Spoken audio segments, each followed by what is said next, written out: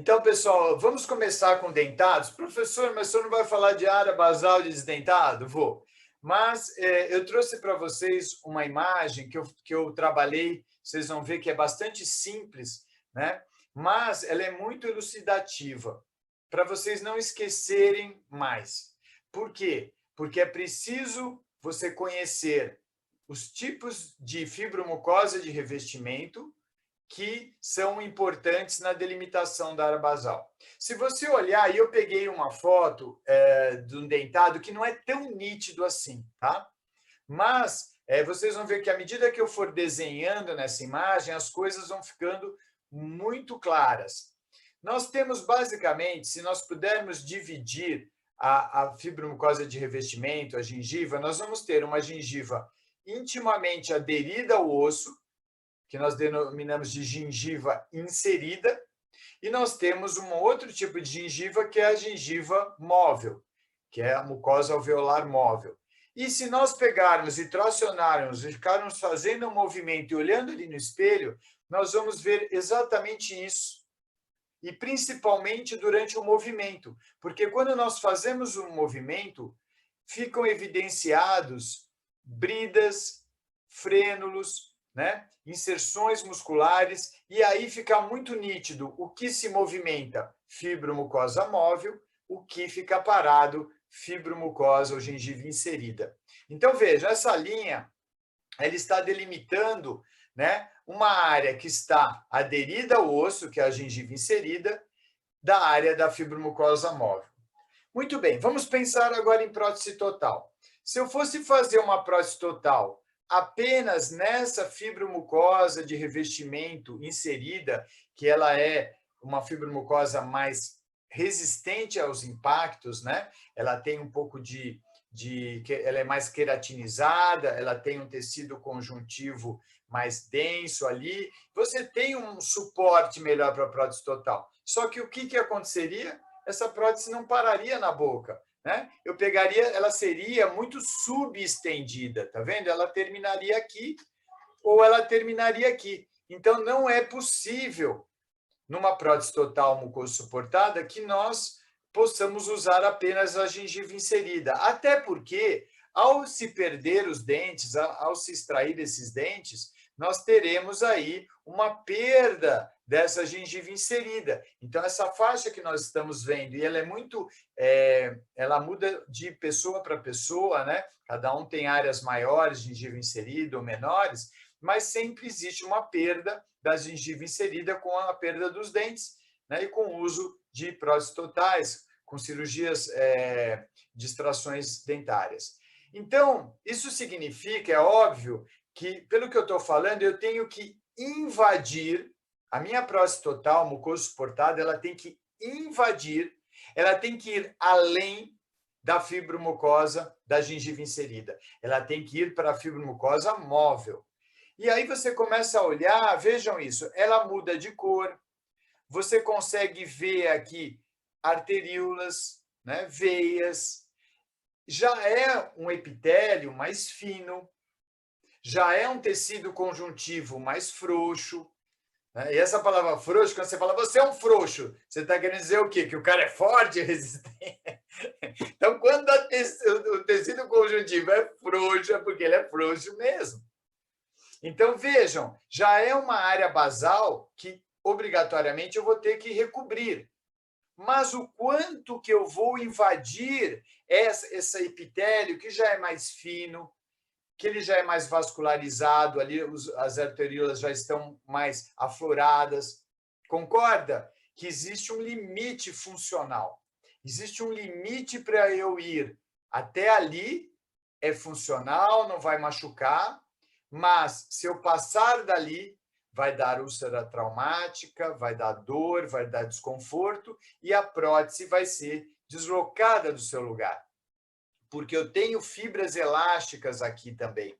Não só os freno labial anterior, frenos laterais, que funcionam como um elástico, né, que eu coloco e ele quer subir a prótese inferior ou descer a prótese inferior. Vejam aqui o freno lateral, ó, tá? Não é só isso, você percebe, né, que existe bridas, que existe, né, inserções musculares ali do próprio orbicular do lábio, que ele cria áreas, né, que existe um limite, existe uma tolerância para que eu possa fazer a minha delimitação no meu modelo, ok? Agora, vejam essa imagem mais um pouquinho. Vocês concordam que essa imagem é muito parecida com o nosso modelo anatômico? Porque eu coloquei um afastador, ó, aqui, ele vai empurrar toda essa fibromucosa de revestimento. E como ela é, como eu disse, um tecido conjuntivo frouxo, né, ele fica bem amplo. Então, né, essa é a imagem que nós teremos. E aonde nós vamos delimitar a nossa área basal? Num modelo deformado, né, pela borda grossa do material de moldagem, como nós falamos ontem. Mas eu quero realçar aqui, ó, olha só. Então, eu vou voltar um pouquinho aqui, ó. De novo, ó. Vejam que essas linhas verticais, elas, se você conseguir, na moldagem anatômica, evidenciar essas linhas verticais, aí sim você vai ter mais facilidade de delimitar a área basal, porque nós vamos falar em milímetros daqui a pouco. Por quê? Muitos fazem a moldagem anatômica e ficam fazendo movimentos porque eles acham que eles querem marcar a região de freno labial anterior e do frênulo lateral. Mas não, esses frenos vão sair da posição, porque você está moldando com material pesado. Ele só não sai da posição se você tiver uma boa moldeira individual para a moldagem funcional, der um bom recorte nele e colocar um material soft. Aí sim, você vai reproduzir a motricidade desses frenos. Então, por que você faria movimentos musculares na moldagem anatômica? Para evidenciar essas pregas, vamos chamar de pregas, ou sulcos, ou frenos, verticais, para te facilitar na delimitação do quanto eu vou invadir de fibromucosa móvel. Porque se você tiver essas marcas aqui, ó, você vai saber no modelo o que é gengiva inserida e o que é gengiva móvel, fibromucosa de revestimento móvel. Nem sempre você vai ter toda essa informação. Às vezes é difícil você visualizar. Na técnica da clonagem terapêutica, eu moldo sem fazer os movimentos. Por quê? Porque o meu modelo anatômico, eu não uso para fazer uma moldeira individual. Eu uso apenas para recuperar a base da prótese antiga. Então, não me interessa a visibilidade desses freios, dessas bridas. Ok? Vocês vão ver um pouco mais para frente. Mas, vamos dar mais um toquinho aqui, ó.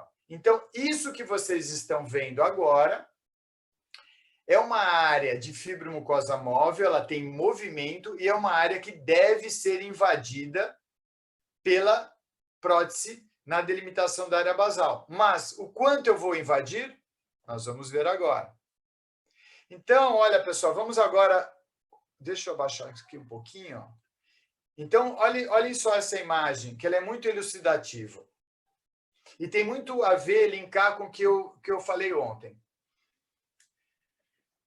Olha o Renato aí. Tudo bem, Renato, Maria Cláudia? Sejam bem-vindos.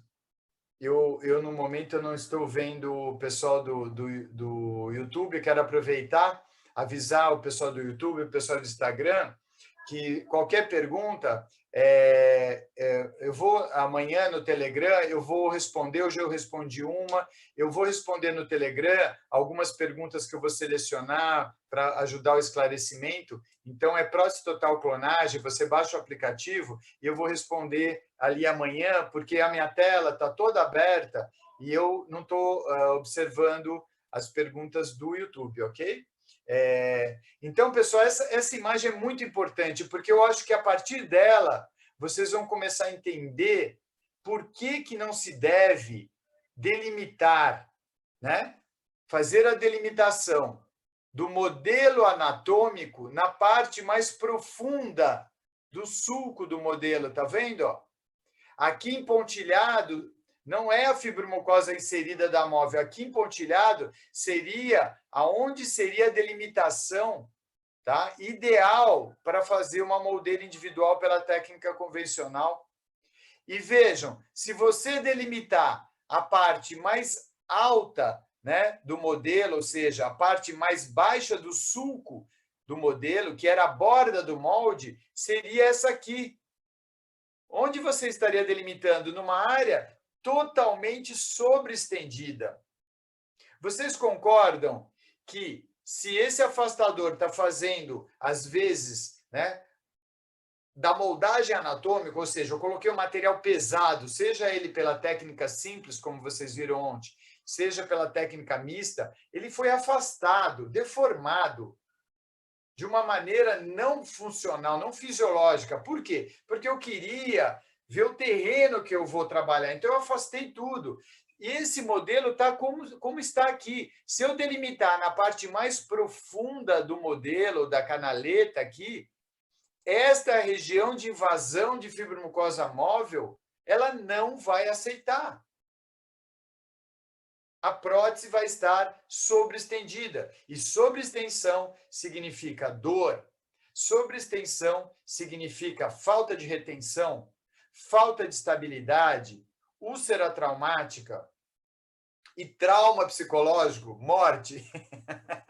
É uma desgraça, é uma desgraça. Então, tá legal o som aí? Maravilha. Tá ouvindo Jimi Hendrix? Tá legal o som. Maravilha. Então, pessoal, vocês vejam, jamais, na hora de traçar a delimitação de canino a canino, seja do superior ou inferior, jamais você deve ir para a canaleta do modelo, tá vendo? Porque essa região é a parte externa do molde, tá? E aí, voltando um pouquinho, aí de novo no modelo, vocês estão vendo ali que essa fibromucosa móvel, né, ela vem até aqui, por exemplo, se eu delimitar aqui, eu vou estar sobreestendida. E quanto que seria esse pontilhado? Seria a divisão entre a fibromucosa inserida, a gengiva inserida, e a fibromucosa de revestimento.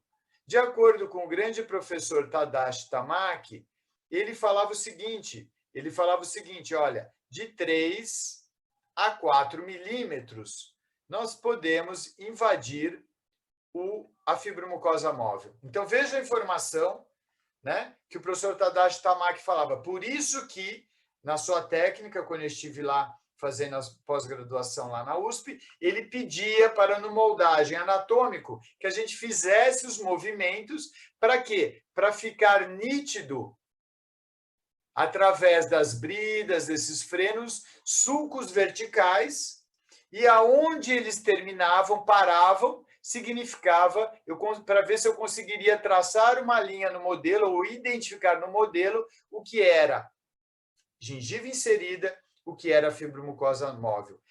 Observando, analisando essa divisão, ele indicava, na delimitação da área basal para a confecção de uma moldeira individual, que eu poderia invadir 3 a 4